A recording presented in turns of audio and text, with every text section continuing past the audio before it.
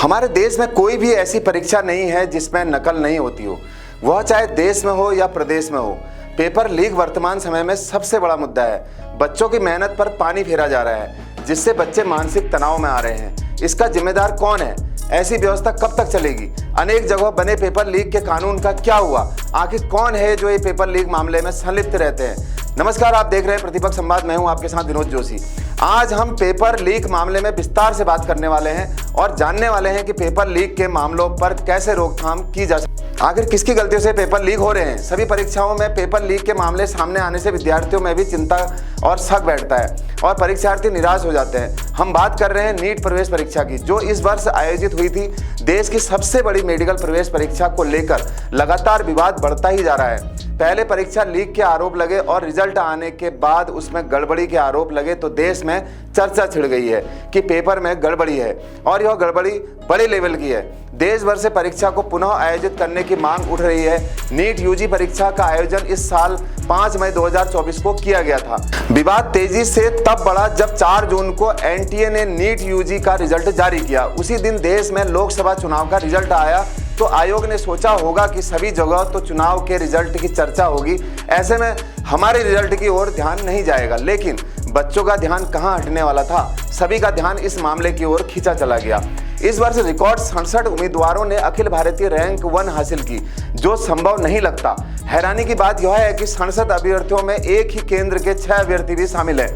फिर भी राष्ट्रीय परीक्षण एजेंसी, जिसे हम एनटीए कहते हैं, उसका मानना है कि अनियमितता नहीं हुई है। अब सवाल है, क्या देश में मजाक चल रहा है? नीट का पेपर 720 नंबर का होता है, हर सवाल 4 नंबर का होता है और गलत उत्तर पर तो 1 अंक की नेगेटिव मार्किंग होती है। कोई छात्र अगर सवाल सही करता है तो उसके पूरे 720 में 720 और अगर एक सवाल छोड़ देता है तो उसके 716 अंक आएंगे। ऐसे में छात्रों द्वारा तर्क दिया गया कि किसी भी छात्र के 718 719 आना असंभव है, लेकिन फिर भी आए।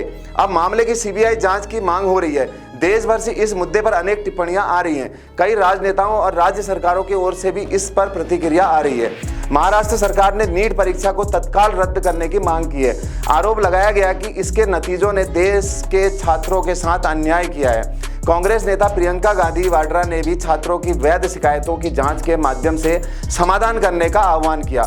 वहीं तमिलनाडु के मुख्यमंत्री एम.के. स्टालिन ने भी नीट का विरोध करते हुए कहा कि प्रवेश परीक्षा सामाजिक न्याय और संघवाद के खिलाफ है। मामले को तूल पकड़ता देख आखिरकार एनटीए ने सभी सवालों को स्पष्टीकरण के लिए एक प्रेस वार्ता भी की। इसमें सभी मुख्य सवालों पर स्पष्टीकरण दिया गया।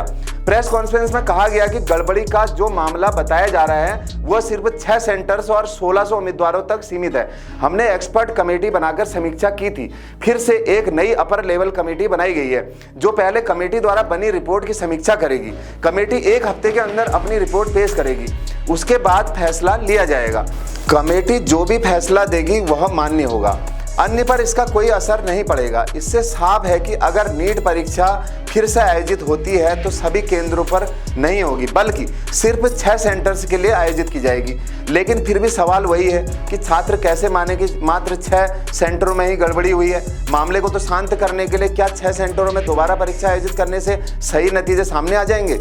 अब सवाल यह है कि आखिर हमारे देश में कब सही रूप से परीक्षाएं आयोजित की जाएंगी? इतना बड़ा तंत्र होने के बाद भी पेपर लीक और नकल को क्यों नहीं रोका जा सका?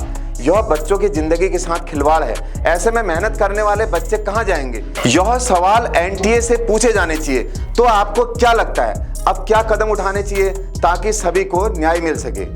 आप देखते रहें प्रतिपक्ष संवाद। आपका बहुत बहुत धन्यवाद। नमस्कार।